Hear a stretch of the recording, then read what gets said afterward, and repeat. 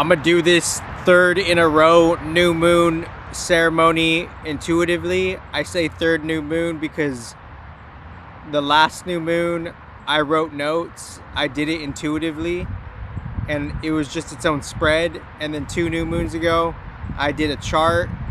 This time no notes, no chart, just kind of piggybacking from the other ceremonies, kind of leaning towards some structure, hopefully not too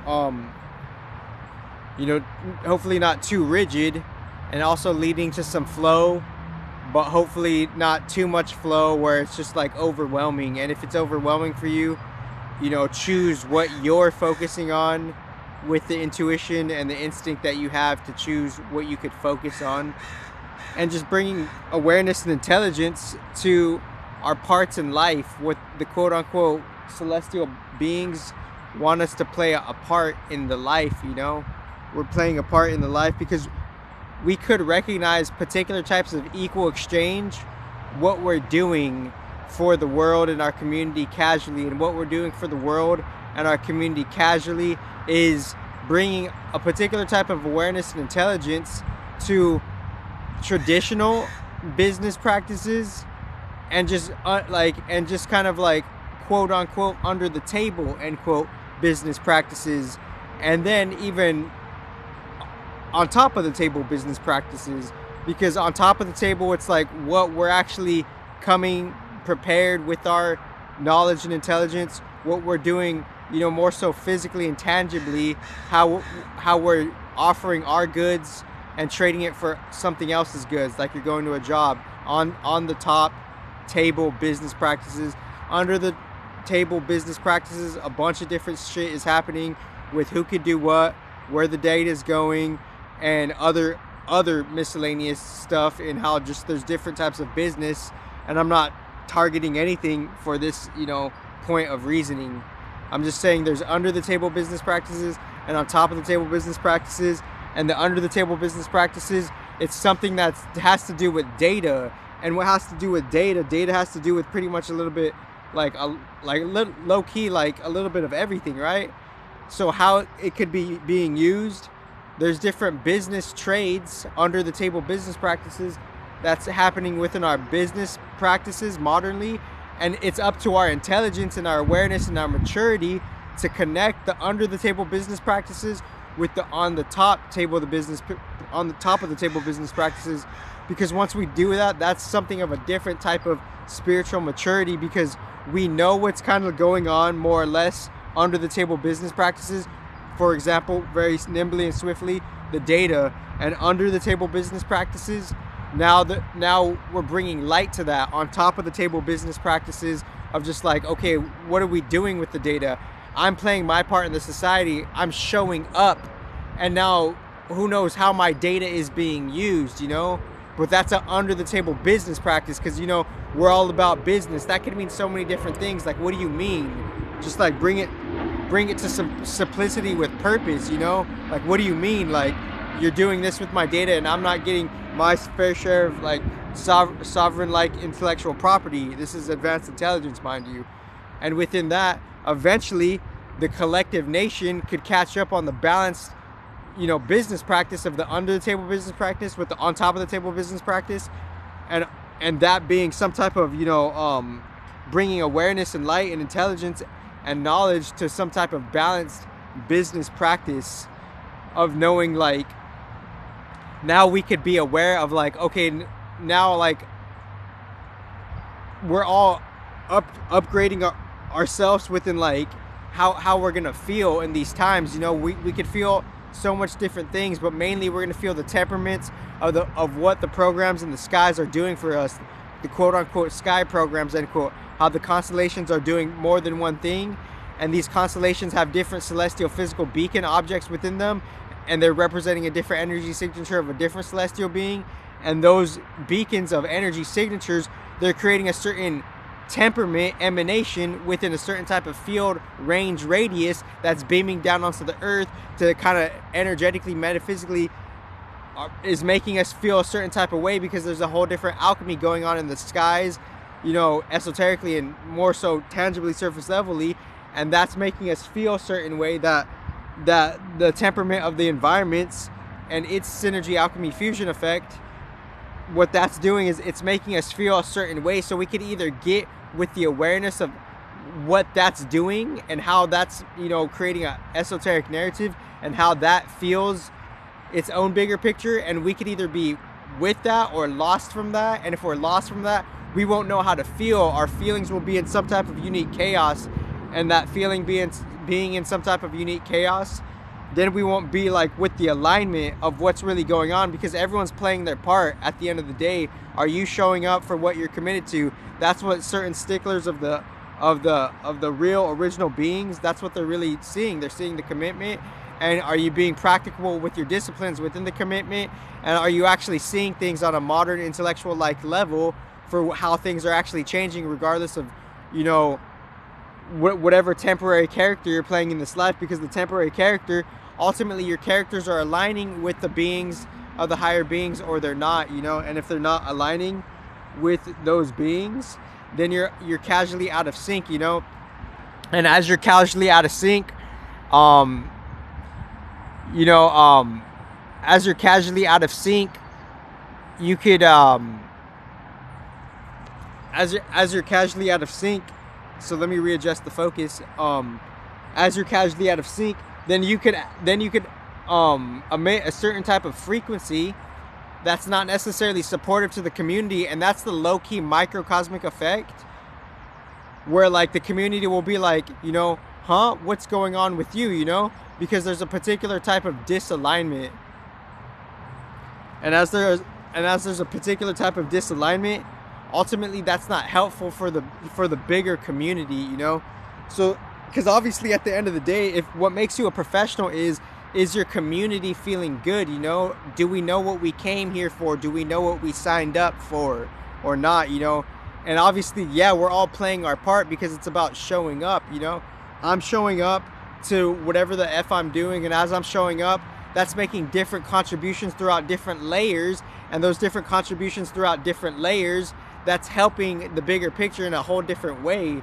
So as that's doing that, and how it's doing that, it's me showing up and supporting the under the table business practices and my on top of the table character self, on top of the table business practices with my new character self. Eventually that will catch up esoterically with the under the table business practices, because eventually that yin and yang has to balance, perhaps, if there's like esoteric, you know, finesse and esoteric maturity there, because what we show up to contribute, we could, you know, reap what we sow on a positive level, perhaps, you know.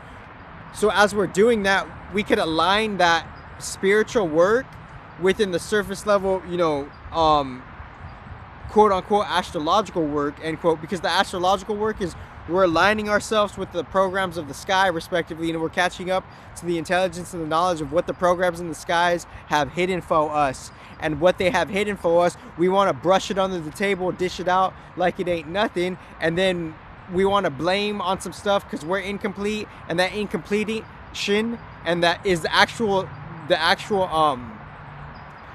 it's the actual side effects of how you're feeling, because how you're feeling, it's due to some type of incompletion, and something has entered in your incompletion.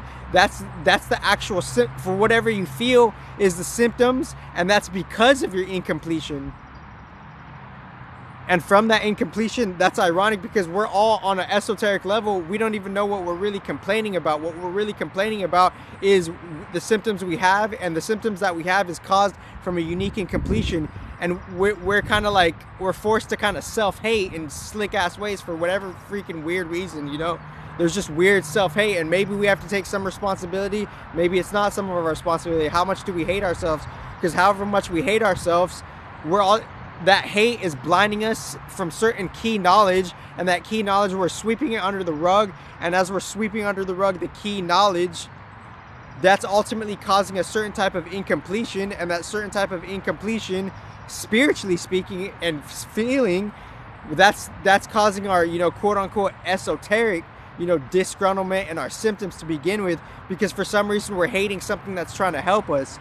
Certain knowledge that we're misperceiving, and that certain knowledge is catching up with certain alignments on how we could show up and catch up to the under the table business practices, and on top of the table business practices for how we're showing up within the action of the sun and how we're working with the sun for the on top of the table business practices, and that sun being the action towards a certain temperament of an environmental field, and that environmental field, a certain action is pointing supposedly towards some type of particular being, celestial being, that's kind of like, you know, being the encapsulation of a certain environment based on what the sun's ultimately pointing towards in a certain field. And that certain field, a certain being and a certain energy is being worked towards that initiative, and certain key celestial physical objects are in that key field, and that key field is ultimately making us feel a certain way, and we're trying to catch up with the knowledge of how to feel what's already happening behind the scenes. And if we don't want to catch up with that, then we're just kind of missing out on a particular type of wholeness. But whether we casually catch up to it and we're leaning towards catching up to it, then we could also lean towards kind of like balancing how we're like aligning with that, how we're aligning with in, you know, feeling how the bigger picture is actually working, and how we're feeling how the bigger picture is actually working. We're using that intelligence to bring it to our surface level action plans, to see how the collective action plan is contributing to our individual action plan, and seeing how that collective action plan to the individual action plan is actually like, it's in a certain energy environment, and that environment has a certain key signature within the constellation and the beings affecting that constellation, and us catching up to that based on how we're seeing the on top of the table business practices be what they are. And one example of the on top of the table business practices being what they are is us signing up for work, and that signing up for work just being one piece and one part of a bigger picture of our life's purpose and our life's plan, because we're contributing to our life purpose and our life plan bit by bit as we're going through life. Because as we're going through our life, every day is a bit by bit contribution to how we're contributing to this is in itself something of a modern business practice.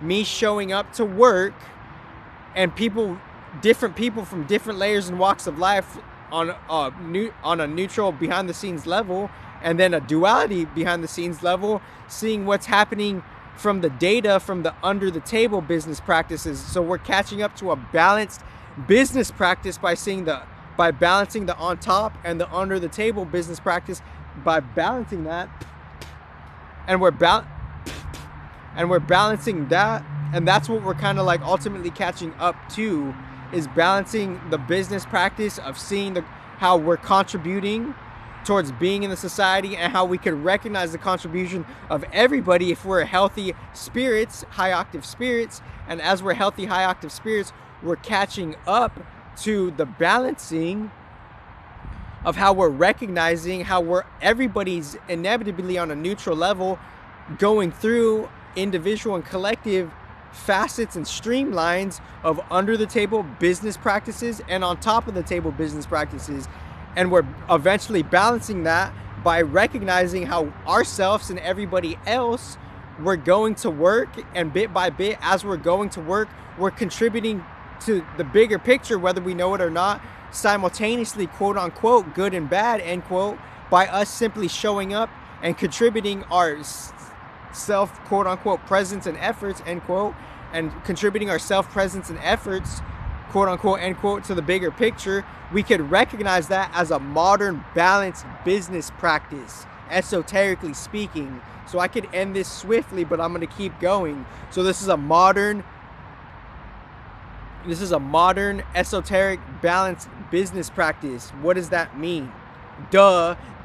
Anybody could ask that basic question. Anybody can learn that. It's us catching up to the surface level intelligence with the background esoteric spiritual intelligence, and us catching up to the action plans thereof, or not, and us having intellectual Swiss cheese mentalities and psychologies, and us missing shit on a knowledge-like level, on the surface level and on the background level, and that having a unique incompletion. And that unique incompletion is the very essence to the symptoms that you are feeling in each moment, because the symptoms are derived from a certain type of absence of something that's needed, but we don't know something that's needed because there's a unique self-hate. And for some reason, there's this, I was thinking this morning of just a theme of like self-hate, you know? We all have to like take care of our own self-hate, because whatever quote unquote effed up thoughts we're thinking, end quote, it ultimately could connect possibly most directly to simply self-love and self-hate. Because whatever we're trying to offend someone of for whatever reason, it's because that's something we don't like in ourselves. And there's another point I wanted to bring up with the self-hate. I think if I just rewatch this video, I'll catch it, you know? But like, if we don't, the self-hate is ultimately caused because for some weird reason, we just don't like our part in the bigger picture, you know? If it's not self-hate, it's, you know, it's projected hate, you know. And I'm not trying to make this video about hate. I'm just recognizing that, you know, whatever effed up thoughts that we have on an advanced esoteric intelligent level, those effed up thoughts is because the deep gods are reflecting your thoughts that you're ultimately somehow uncontrolled within your modern vessel of you. Maybe there's an energy of incompletion and self-hate. This is advanced intelligence, like literally workings from like 6,000 years plus ago. So the effed up thoughts that you have, it's because you're incomplete in a certain way, or there's self-hate in a certain way. And the irony is the support that is there for you, your incomplete self-hate self, if you so fall into that energy, you could be disrespecting something else that's trying to support you, which ultimately ensnares you and entangles you to your confusion, accumulating more confusion, and that going on an esoteric energy track where you're your own esoteric snowball and you're accumulating your own confused energies, and that confused energy is the primal fertilization for whatever self-hate you ultimately bear, because there's different contexts of hate. Go back to my older video, the different types of hate, you know, because we all fucking feel this hate. It's a modern level. All of this shit is being solved, and it's like, it's a no, it's like a no duh kind of thing. Not necessarily a no brainer. It's a no duh. It's like an intuitive one, not an intellectual one. It's not necessarily a no brainer. It's a no duh. It's an intuitive, like, duh, we all feel the same shit, but who the fuck is really fucking solving this shit? That's the difference between me and the real support versus the confusion and the hate that actually lives as a fucking energy within these motherfucking human beings on this motherfucking planet. That's the difference between the real highest heaven and the deepest hell, esoterically speaking.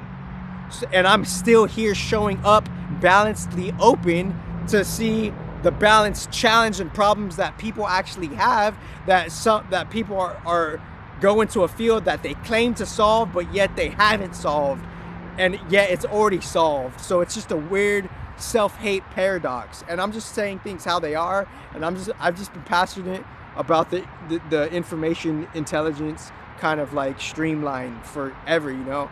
And may your balanced self interpret this in a balanced way, perhaps as if this is like, you know, you're quote unquote neutrally saying as if this is like your last life. And I'm saying that neutrally because there's this raw theme of death and life that we're not necessarily, it doesn't even matter what occupation or fucking career you have.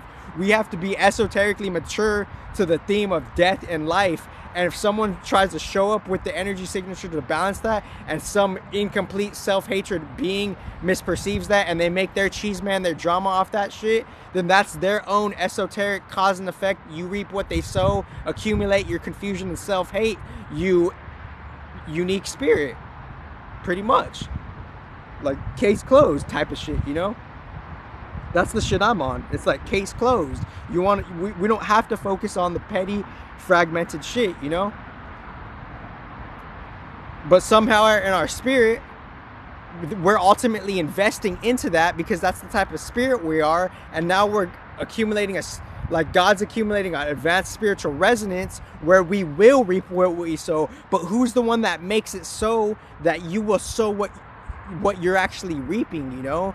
So there's a simultaneous effect of extreme balance and an extreme non-balance. That's 3D. That's the extreme polarities of 3D. So this is my new moon kind of thing. I'm kind of being quote unquote tangenty, end quote, and I don't necessarily mean to be tangenty, but this morning I just had the thought of like, okay, wow, where are these effed up thoughts coming from, you know? Because it's a collective thing, it's collective responsibility. At the end of the day, we have to be responsible for our own self-hate and self-love. And if we don't have self-love, then the self-love kind of protects us from the effed up thoughts. Because you have to ask, where are these thoughts coming from? It's your affiliation and relationship with fragmentation and false programs and energy beings. And within those false programs and energy beings, they're representing everything else on a false level, but we don't know that because we're just in a polarity intellectual lane of fragmentation and confusion, because that's the extreme challenge of the 3D. Is the 3D gonna make it?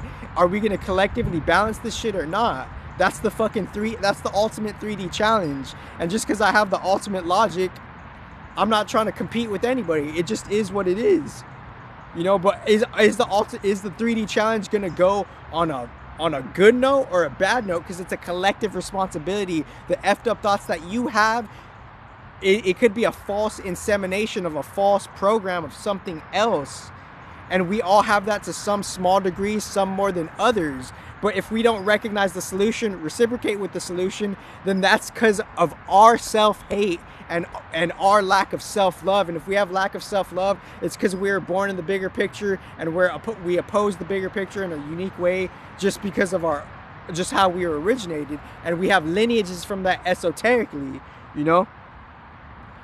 So this is the new moon special, and I'm trying to be astrological with it, but I'm also trying to be like kind of like emotionally, kind of like esoterically mature with it. And what that means is because the esoteric emotional maturity levels, that's like the quote unquote ultimate byproduct, end quote, of everything, you know. And astrology being kind of something of a quote unquote intellectual foundation, end quote. So that we don't see the particular connection between that. And since we don't see the particular connection between that, we have a particular type of disalignment. And since we have that particular type of disalignment,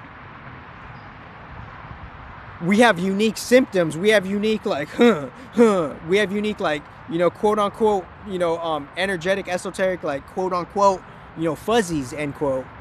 And that could mean anything per your intuition. But what I'm trying to mean is like what's this feeling type of shit. Like, that's your responsibility, and it's up to the real spiritual mature being to protect themselves from that type of shit that's not theirs, you know. A modern neti, not mine, not this, not mine, not this. And it's funny because all the swamis who claim all this balanced solution shit, and they're not showcasing that, it's just redonkulous. It doesn't make sense. The titles don't mean shit at the end of the day, excuse my French, because it's like, it's not, you're not necessarily, at the end of the day, it's just kind of, I mean, like sometimes we can't let the titles get the best of our spiritual arrogance and ego, because sometimes within the yin and the yang of the titles could be quote unquote esoterically kind of like inflated, like they're not doing anything. You got, like your ego got the best of you, and that ego, it's kind of like a dusty record. Your ego's like a dusty record, and that dusty record has some type of arrogance, and now the pin is on the dusty record and it's playing all that dust, and that's your arrogance. And as your arrogance is playing, you're playing a tune where you're just using the title to represent something that you're doing that you're not necessarily doing, you know, because all of this Guru G, Swami G, Nada G, blah blah G, you know, Beyond Ananda G type of shit, it's not necessarily, the title's not necessarily doing anything, you know. It's just decorating something that you're just using for, like, you know, kind of like a show and tell. That's not necessarily the real fucking act of it, you know. But it could be, though. But like, it could be on your unique individual level, and I'm not knocking you. I'm just saying it's not the real collective balance of it, you know.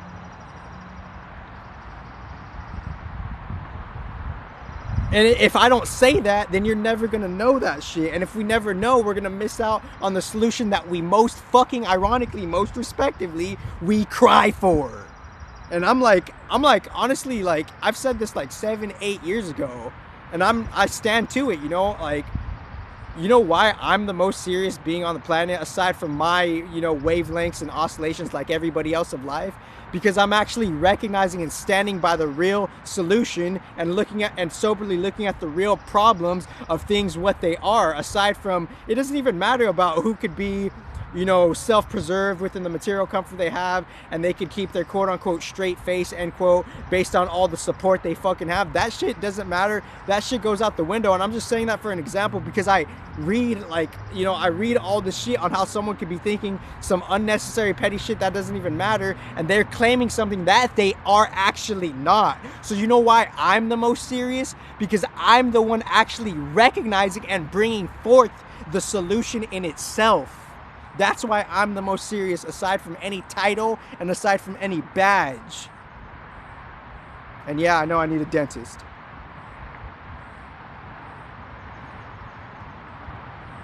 And I'm just like, I have a human being like anybody else.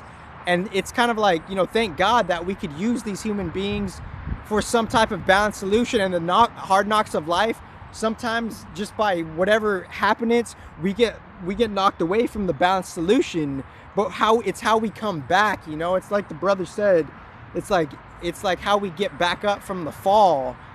That's what makes us that's kind of like what do you call that? That's kind of like the spiritual fight in itself, and maybe that's what God is like looking for, is God like just doing this for entertainment and just kicks, and he doesn't give a fuck about us? Not necessarily, because the thing that makes innovation go towards a trajectory purpose, that's ultimately steered from a whole different foundation, and that foundation is creating the play of life for us to make the innovation, and the innovation being a byproduct of any type of challenge on a background esoteric level. So it's like the challenge and the hard knocks of life, it's making a unique innovation, because some people will have the opinion that they think they're fucking God, and they fucking know how God feels, and they could be sour one day and they could be sweet one day. And I'm not knocking anybody's mood swings, because I'm human. We're going through the human life, no shit, respectively. I'm not knocking anybody's shit. I'm just saying there's an oscillation effect happening where you are susceptible to have your ups and downs. So it's not necessarily that anybody has multiple personality disorder or anybody's a two-face, but that could be, that could be a very well type of a plausible, tangible side effect or after effect. I'm saying we're dual creatures that esoterically are dual in nature. What does that mean? It means that we all are going through, we all are operating off of like dark and light within ourselves and the seasons and the families of the collective. And as we're doing that, we don't have to knock ourselves too much based on how somehow we could realize the responsibility of how we got to be human. And once we take more responsibility, we don't have to lash out on other people, We don't have to project, we don't have to like give our lashy shit to other people, because now we're being a spiritual adult. We're getting spiritual maturity. And as we're getting spiritual maturity, then maybe you could actually solve your problems most respectively. And after you solve your problems most respectively, then maybe you yourself could stop complaining. So let me get back to the astrology.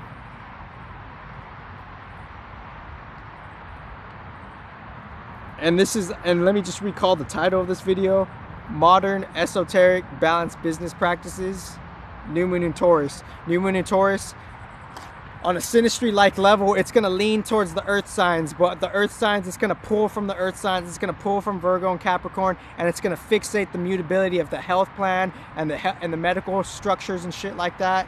It's going to fixate on like Virgo shit and Capricorn shit, and it's going to be season 2 of the first moon cycle of the astrological new year, or chapter 2 of the 6-month, the 6 new moon cycles. Because Aries was the start of a 6-month moon cycle, and the Virgo will be the second, or Libra will be the second 6-month moon cycle. And this is chapter 2 of the first, chapter 2 of 6. Chapter 2 of 6 of the first 6-month moon cycle starting in Aries. So within these moon cycles, we're in Taurus, so we're in chapter 2 of 6, and that Taurus is going to lean towards, on an element-like level, chapter 2 is leaning on the sun-like level, the action going towards the surface level. We're going towards low-key Virgo shit, Capricorn shit, and Taurus shit. So on a compensation astrology-like level, like, you know, sun and Taurus, it's gonna naturally lean towards Virgo shit and Capricorn shit on a synastry-like level, on a micro level, because that's, you know, we're fixating the earth, and as we're fixating the earth, we could be likened and appreciating just towards like traditional shit, you know, traditional shit on how our families brought us into the reality. We could honor our families perhaps, and we could see even on an advanced intelligence level, we could even see the casual, you know, deception and the dramas, and you know the plays in the families, and just, you know, how, like, you know, esoteric things could be arranged in the family life. You know, this is the element of earth, fixed Taurus sign. Fixed earth Taurus is gonna recognize Capricorn shit and Virgo shit because it's fixating the earth shit. And as it's fixating the earth shit, earth is traditional, and as it's traditional, there's drama, there's, you know, conniving shit that happens in family shit. So on the fixed earth shit, we're gonna recognize that shit more so within, on a big ass spiritual level, because Uranus is in Taurus. So Uranus and Jupiter and Sun in Taurus on a micro synastry compensation astrology like level, you know, the Virgo and the Capricorn energies, they're gonna compensate to give us the talents that we need to have for our earth self, for us to actually have a sufficient balanced action plan for the Taurus season, because the Taurus season is going to fixate on the qualities of earth, such as Capricorn, Virgo, and Taurus, just on a surface level, sun-like, sun action, sun energy level. That sun level is going to help us go forth into the physical life, help us fixate on things, do type of like factory-like methodology-like procedures, because I did these astrology readings on my Instagram like years ago, and I've already covered this shit in different ways, so I'm just kind of reiterating it, you know. And as I'm reiterating this shit, you know, Taurus could be likened to like, kind of like, sometimes I look at Taurus like, or just not even just Taurus, but just earth shit in general, like kind of like factory shit, agriculture shit, horticulture shit, methodology shit, technology shit, you know, just kind of even group gatherings, community builds, you know, building projects, construction projects respectively. So all of that, we're fixating on that, and as we're fixating on that, Uranus and Jupiter is, and the sun, the Uranus and Jupiter, that we're kind of like blending the action plan within the like human, like the raw spiritual origins is being blended within the action plan, and the raw sports life within the human potential. We're acting towards earth qualities. And what the sun is to Aries, that's what Uranus is to Scorpio. So Uranus is low-key the dark sun, because the sun is exalted in Aries and Uranus is exalted in Scorpio. So if Uranus is exalted in Scorpio, and it's Scorpio season in the heaven times right now, and by default all the planets are in the heavens right now, and like as above so below type of shit, it's like it's Taurus season on Earth, but it's Scorpio season in the solar system most respectively. Then Uranus is exalted in the Scorpio. There's a metaphysical neutral, quote unquote, it's not the technological dark sun, it's a spiritual dark sun, and Uranus is the dark sun because he's exalted in Scorpio. So as he's exalted in Scorpio, what the sun is to Aries, exalted in Aries, Uranus is to Scorpio, and we're in Scorpio season on the dream time level. We just don't know it. So everything, it's kind of like a figure eight kind of effect. 6 months from now, we're gonna see, once we're in Scorpio season, it's always like a 6 month kind of thing, because that's just how the esoteric astrological hourglass works, you know. The hourglass just works like that. 6 months from now, we're gonna see the results of what Uranus is doing in Scorpio right now, or Taurus right now, more or less, or they're in that bandwidth, and as in that bandwidth, Uranus is also an energy signature of some type of, he's exalting Scorpio too in his own yin and yang dynamic. So Scorpio is kind of being exalted in a unique way in Taurus, because Uranus is also affiliated with Scorpio because he's exalted in Scorpio. So Uranus is Scorpio, and he's the share of Scorpio on an as above so below level. So Uranus is bringing some type of exaltation of Scorpio into Taurus. So there's this fusion. So it's like Taurus and Scorpio, they're like a fusion within Taurus right now. So there's a opposition completion. There's like a 50-50 balancing effect that's happening where, like, you know, how people can look, say that you're sitting at a table eye to eye, right? That eye to eye, there's a unique full circle, because as we're sitting eye to eye, one of the persons has taught the other person what's really going on. Uranus and Taurus. Uranus is exalted in Scorpio. So with an Uranus being in Taurus, he's bringing Scorpio in Taurus. So there's this Scorpio quality. There's kind of like so you could even say Uranus is spiritual death, and that can mean so many different things. So there's a spiritual death, Uranus and Taurus. We're recognizing that within the technological field, Taurus. So there's a spiritual death, and it's obvious everyone could code anything. That's been obvious like 5 to 10 years ago, like, because this is an advanced intelligence.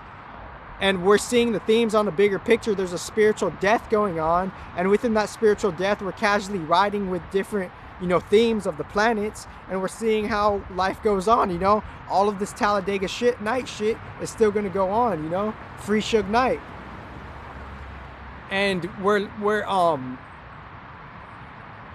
and pretty much we're on chapter 2 of chapter 6. So this is Uranus, the dark sun, new moon in Taurus. We're on chapter 2 of 6 within the new moon. So for a unique reason, based on the degrees of, you know, I guess you could say the Eastern calendars and the Western calendars in the esoteric perspective.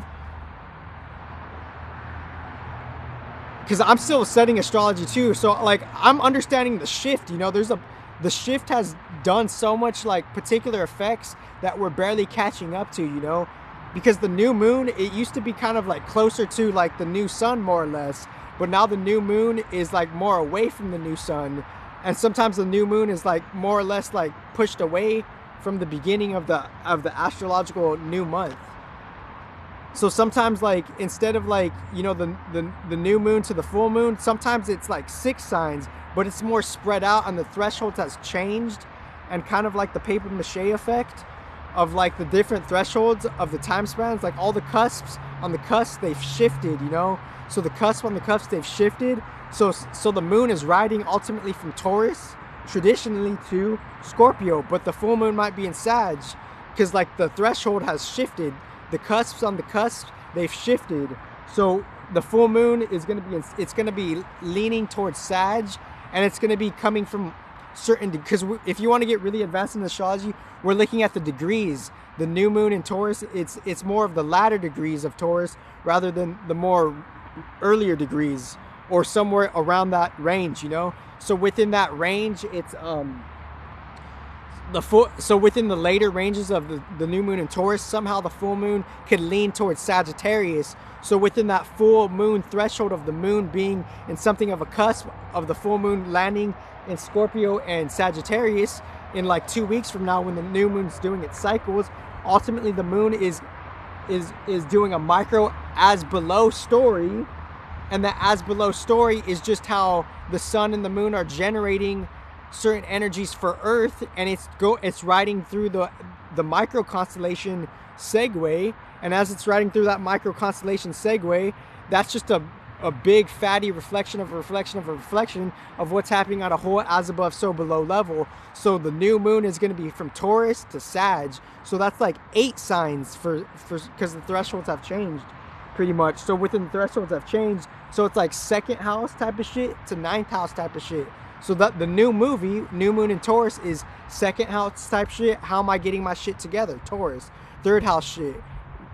3rd house shit. How am I communicating within my own gnosis to like just the raw fluid reality of third house shit, you know, of just general communication, Gemini shit, just being general communication shit, and then, you know, advanced intelligence type of shit, most respectively. So like second, third, fourth, so second to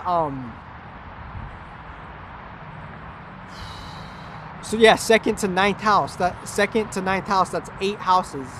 So within second to ninth house, ultimately, it's we're getting our shit together to see what works for us, you know, how we're feeling, and how there's been a collective philosophy and a collective ritual, Sagittarius type of shit, and how the full moon landing in Sagittarius, that full moon is ultimately going to be the conclusion of the new moon in Taurus movie.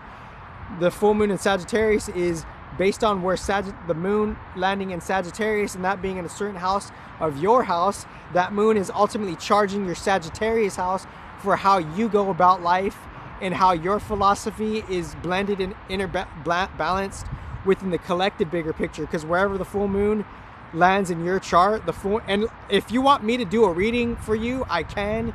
If I just have like the structured space, I could probably do like such a unique human design reading, because I already did a collective human design reading based on the 2 new moons ago. So like no one does readings like me, just saying it as it is, you know.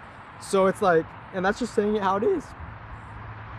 And as I'm doing all of this stuff, I'm just seeing like what the new moon in Taurus is actually like kind of setting us up for on an as below level. It's like, you know, the fixed earth of like Venus is like nighttime shit. Before we get to go to the nighttime shit, we have to take care of we have to do some type of work, you know. We have to do fixed earth type of shit. We have to look for stability. After we have that stability, then we could actually communicate properly and efficiently. Third house type of shit. Because the micro so below moon, the new moon in Taurus, in two weeks and some change, it's gonna ride out.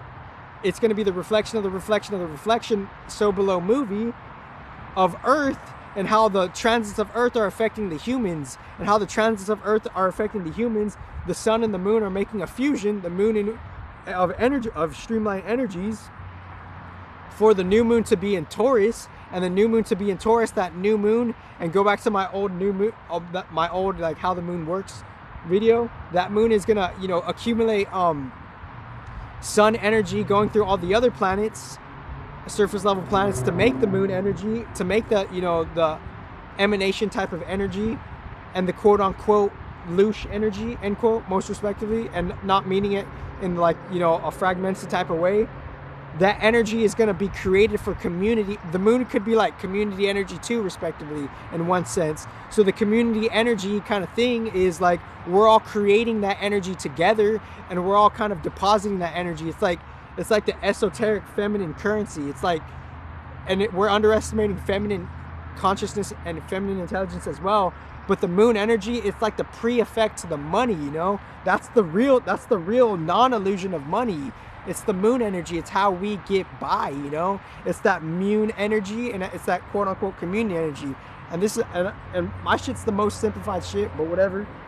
But I'm just gonna keep flowing. If you just read between the lines.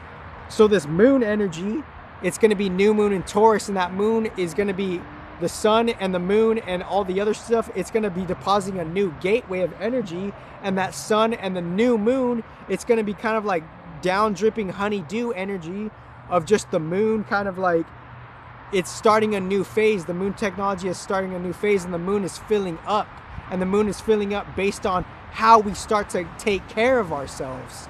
And if we don't start to take care of ourselves, we're going to be out of pocket with Venus's nighttime community and her community energy. And if we don't take care of ourselves, then we're going to piss her off, you know. And if we're not mindful of the feminine energy, then you're going to have an esoteric kind of thing of being in a certain misalignment, and you're going to have a, you know, a miscellaneous quote unquote, you know, petty quarrel, end quote, based on a, you know, something of a micro disalignment, respectively.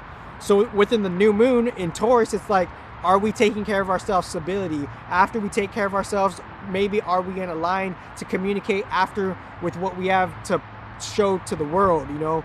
moon going into Gemini. After moon going into Gemini, moon's going to go to Cancer, then Leo and Virgo. And as it goes to Cancer and Leo and Virgo, it's like, Cancer, are we taking out into the world how we could actually like not be too controlling, you know, not be too kind of like because some Cancers are like, you know, some Cancers could be over controlling, but you know, they could be like, you know, they could be OGs in their own right too, you know, like any higher octave sign could be that. But I'm just saying, like, you know, the Cancers, they're initiating, you know, how we should feel within, you know, standing on, you know, traditional like shit, unconscious cap, and then going about and taking action towards like, you know, kind of nurturing type of shit. And like, I know how to nurture this shit because I feel I know what's right for me, Cancer type of shit. And excuse me if that didn't resonate, but if it did, it did. If it didn't, it didn't. This is just a fluid kind of thing. Then the moon, after moon being in Cancer, it's like, what is the inner child production movie that we've created on our individual to collective level? Moon being in Leo. After the moon being in Leo, the moon is being in Virgo. Now, how can we be more, you know, more scholarly, traditional, and quote unquote scholastical, end quote, within it? Virgo, you know, Virgo kind of representing the start of the education system. So all of this is predicated upon we have to start taking care of ourselves, and we have esoteric catch-up work to do. And then after the moon traveling from Taurus being in Virgo, then it's like the moon will be in Libra. Like, are we ready for just drastic? Sometimes Libra on a non-individual collective level, it could just represent change, like big change on just like, because it's cardinal wind. It's like, it's bringing, you know, information that is kind of esoteric perhaps, that we didn't necessarily know perhaps. And that, I'm not speaking for any individual Libra. I'm speaking for the collective one and the higher octave ones. Not anybody like, oh, I'm this and now I'm this. No, it's not. It's like we're catching up esoterically to this work. And as we're doing that, the moon is in Libra. So after, you know, the moon is riding from Taurus to Sag. So this is the collective movie, you know, and I'm just saying it for what it is, you know. So after the moon being in, you know, from Leo, hopefully we could heal our inner child, and we could join like some type of like, you know, production if we so resonate to it. Moon in Leo. After that moon in Leo, then the inner child, inner production shit, then we could actually put it to some type of like, you know, foundational type of community organization, Virgo, some type of, let's bring foundation to communities, let's bring foundation to organizations, let's do some fucking analytical, technical shit, Virgo type of shit, let's feel that shit. After, now are we prepared for a new fucking challenge, Libra shit? Now the moon after Libra, now we got the download of the fucking change challenge, change, moon from Libra to Scorpio. After we got the download, now we're in some type of like preliminaries for some Hunger Games type of shit, Scorpio. The preliminaries for some Hunger Games type of shit, the sins of our fathers, Scorpio. The moon in Scorpio, the sins of our fathers, like, oh shit, there's potential in this darkness, moon in Scorpio. And then after moon in Scorpio, it's nearing towards the full moon, and that full moon is gonna blast. It's gonna kind of like, there's gonna be an esoteric roundtable of where the moon has traveled from a micro opposition from Taurus to Scorpio, and now the energy is going to be collected and filled, and it's going to be amplified from how the moon is doing its own moon cycles, and the moon technology doing what it does, and the moon technology doing what it does based on it collecting energies from it being a new moon itself, which you could astrologically prove, and that new moon expanding such as an esoteric blowfish, when the blowfish esoterically is in a calm mode to a more enhanced mode. The full moon, the esoteric blowfish is here. And I'm saying it metaphorically, not literally. And within that esoteric blowfish, now we're amplifying moon and Scorpio, the sins of our fathers. All this fucking esoteric hate is coming up. And after that esoteric hate, the full moon could land into Sagittarius. We've made it. We've healed we've passed by the collective energy signatures of the moon and Scorpio, the sins of our fathers, and all this, like, you know, recognizing how there's transformation and death, and how there's a yin and yang energy feeling of yin and yang and the death feeling, and go back to the earlier sentences of how I was also explaining moon in Scorpio. And after the moon in Scorpio, now it's Sagittarius. Now we're at like some type of collective Olympics type of shit, you know? And that's where the full moon is. So it's like, now we're going to be feeling, are we in alignment to the collective moon in Sagittarius? Because if we're gonna feel some type of way how we feel, it's because we didn't do our homework to catch up with the moon. Because the moon is how the collective is making us feel to the individual, and if we're not catching up with that, then we're going to be confused how we feel, because the moon is making the ocean affect how it's affecting, and we are water. So you're not going to say science hasn't proved that the moon affects the ocean and water. So if science has already proven, casually saying it, if the moon is affecting the waters of the ocean, then the moon inevitably will be affecting the waters inside of you. And the waters inside of you, it's being amplified by the moon being beamed in the constellation of Sagittarius, and Sagittarius having a certain energy signature of all this, all this godly tribal shit. And within all that godly tribal shit, however we feel is based on how much esoterically we have caught up by some miracle or not, or somehow esoterically we're behind on a bigger picture level. Because 2 weeks from now, there's going to be a full moon in some type of Sagittarius region. So that was a casual rundown. Obviously the planets are in certain I Ching gates. I understand that. And within that, also seeing, the outer planets, which have been esoterically documented, that the three, you could say the four original sages are on an esoteric level are Lilith, Pluto, Neptune, and Uranus, most respectively. And within Lilith, Pluto, Neptune, and Uranus, they're kind of like, some different like esoteric, like they are like little do we know, that is the more as above. That's where the as above shit comes from, because everything's upside down here. If the outer planets are the main theme, which there's so much different proof within esoteric libraries and documentaries, then everything's being refined and filtered and kind of like thought off and minimized from the bigger picture source. And that bigger picture source is the outer planets are the original as above temperament. And those key prominent outer planets are Uranus, Neptune, Pluto, and Lilith, most respectively. And then everything else is their own, surface level crux, and how they kind of cater towards more of a surface level physical reality.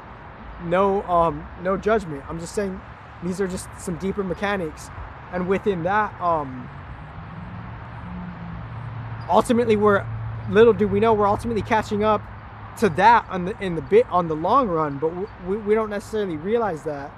So within Neptune being in Pisces, we're kind of in like a conclusive winter season. We're kind of like winding down on the winter season, and it's more exalted and prominent because the house ruler is there, so within that, in somewhere in the solar system, most respectively astronomically, you could see a certain key signature of energy where Neptune in Pisces, that's some type of winter theme, and that is contributing to a bigger story.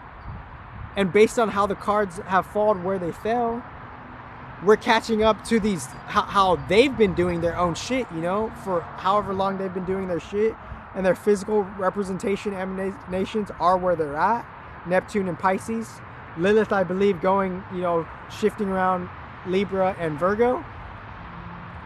So it's like there's some because Lilith ultimately is it's just ultimately it is literally the raw reality that we are I feel like Lilith is like the taboo, respectively, the shit we don't want to talk about, but eventually the band-aid, if not me gracefully or not, or if not by someone else, the band-aid will be pulled, so Lilith is could be what's underneath the band-aid, most respectively, right? So within underneath the band-aid, we could kind of be we're just in our own emotional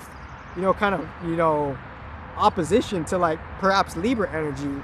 We could feel we could even be we could even have some type of disgust, esoterically, because that's just what the energies are saying, Lilith and Libra. We could just have disgust for how things work, because we're we're out of alignment. We're esoterically catching up to the bigger theme planets. And the bigger theme planets, ironically, that's where we're going because they are the game. Uranus, Neptune, Pluto, and Lilith. And as we're catching up to that, Lilith being in Libra, we're way behind in emotional work. Most respectfully, I'm just going to say it like that. Raw with it, we're way behind. So let me just give you the titles of this video real quick. New Moon in Taurus, Uranus, the Dark Sun, and Esoteric Business Practices. And another sentence was,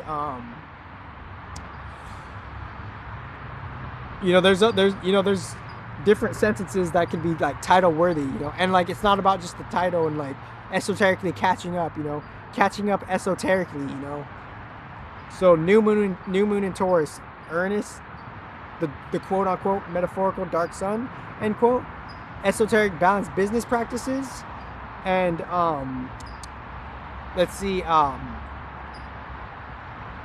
just kind of, and just esoterically catching up, So little do we know if the spiritual foundation is the outer planets are the main theme, So that main theme, it constitutes a whole different field and environment, and that field and environment, it's the source of the everything pretty much on a different, deeper threshold.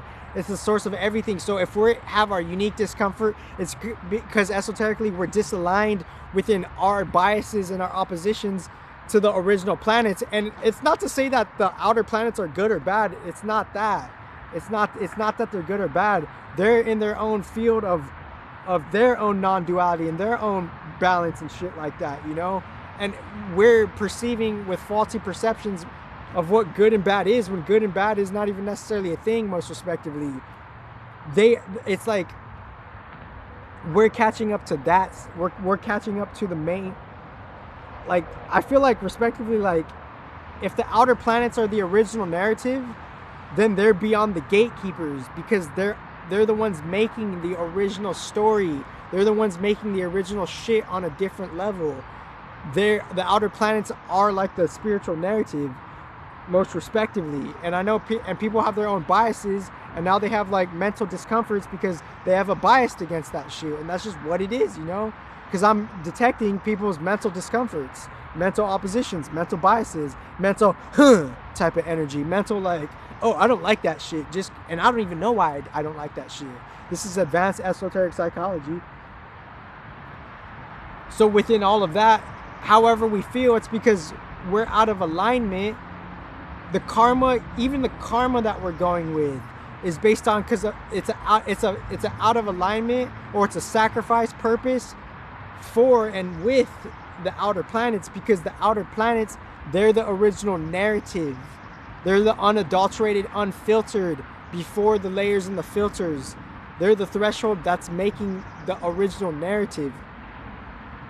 And that's the spiritual theme and the spiritual challenge we are catching up to as human individuals. Uh-oh.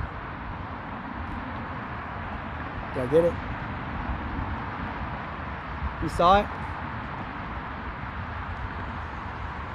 I'm human just like you. But anyways, and I brush my teeth as much as I can. And I do black mouthwash, and I floss, so I'm like, I feel pretty good. I feel pretty good about my, the fucking hygiene shit for that, we do what we can, but the reason why the human is feeling the quote unquote unique suffering that they're feeling, end quote, spiritually, is because they're out of alignment with the original themes. So the original themes is like Uranus is in Taurus. Taurus is sextiling Neptune. That feminine kind of like wavelength of them being on some type of feminine wavelength, 12th house, the second house, that could be like a yin on an opposite esoteric level. The feminine houses, they could be more yang, and the masculine houses could be more yin on an esoteric level. So like Neptune and Pisces and Uranus and Taurus, that's a sextile. That's like an opportunity for us to actually like connect Uranus and Neptune in a unique way. We could take care of ourselves in a unique, original spiritual way. Uranus, as we're taking care of ourselves, We could see the reality of the spiritual, you know, just the general spiritual. Neptune and Pisces, that's just general spiritual news. What is general spiritual news? Just how shit is popping off, you know, and how shit just generally. And it's not, we don't have to make it a big thing, you know. So that's the opportunity. It's just catching up with you and the spiritual waters, Neptune and Pisces, the spiritual news, and of just general spiritual shit, Neptune and Pisces. There's an opportunity for us to catch up.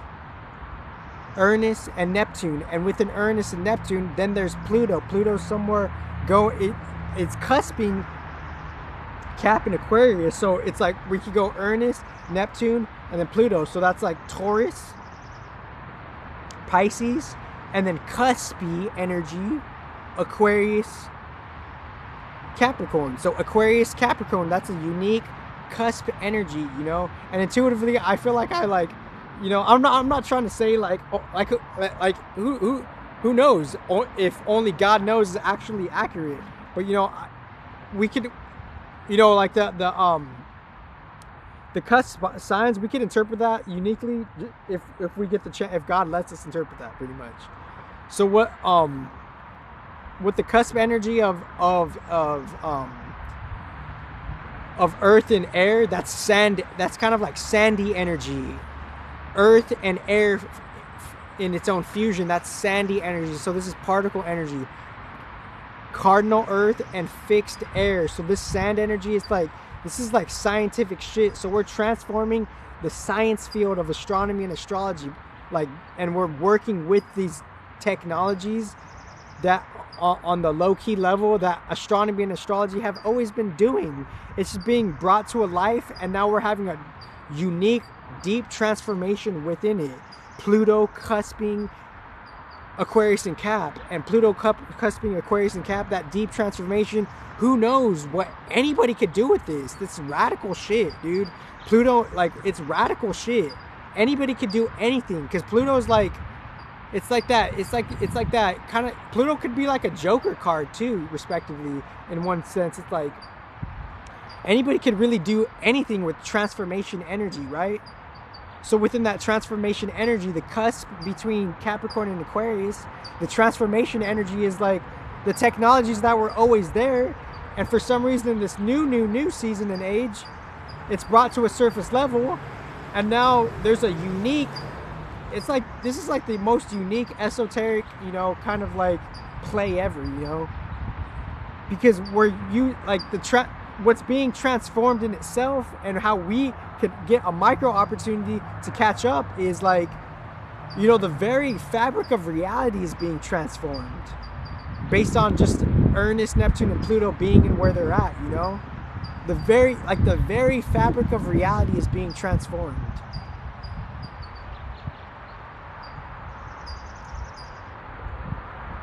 And then like, you know, that Pluto kind of squaring and trining that Lilith, it's like Pluto and Lilith, they're coming together to make some type of like, that Pluto and Lilith, they're bringing some type of aerial advantage, some type of esoteric air, some type of esoteric wind.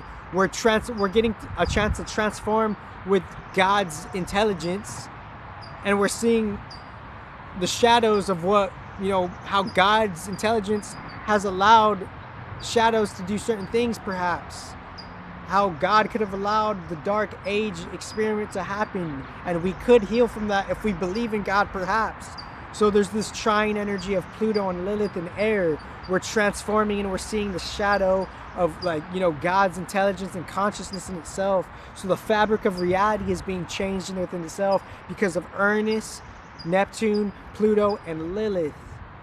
So I think that kind of completes this video, because that was the main intuitive that was the main intuitive thing I was like feeling. I started off in the morning with the thoughts of like, okay, everyone's at their own unique level of self-hate, whether they know it or not, consciously or unconsciously.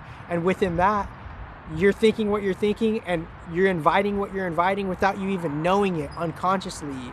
Because in the end, esoterically, like, you're only responsible for you. And if you project anything else on anything else, that's because you have fragmented knowledge, faulty knowledge, and you have some type of like, you know, disaligned energy and affiliation of things. So I think that completes this video. I want to wish you the best life ever, and I'm honored to be just here with you on this earth. Thank you very much.